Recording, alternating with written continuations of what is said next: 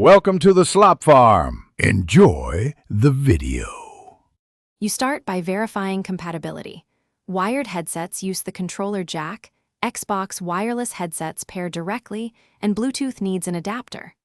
Once done, power your headset to at least 20% or keep it plugged in.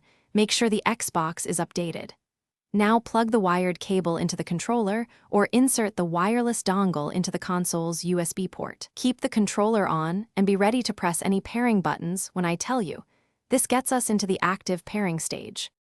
Once the dongle or headset LED blinks, press the Xbox pairing button on the console and then the headset.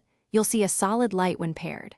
For wired connections attached to the controller, then go to Guide Profile and System Settings, Devices and Connections to confirm audio output. Make sure you set the headset as primary output, then tweak master volume, chat/game balance, and side tone so you can hear yourself. If your headset has firmware tools, connect it to a PC or phone and update firmware.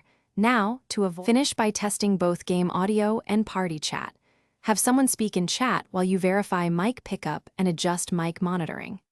If audio or mic isn't detected, unpair or forget the headset from the console and repeat the pairing sequence.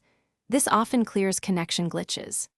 If that fails, power cycle the console and controller, confirm firmware updates on the headset, and try a different USB port or cable. One key troubleshooting tip: replace the cable or use a known working controller to isolate whether the controller jack or headset is at fault.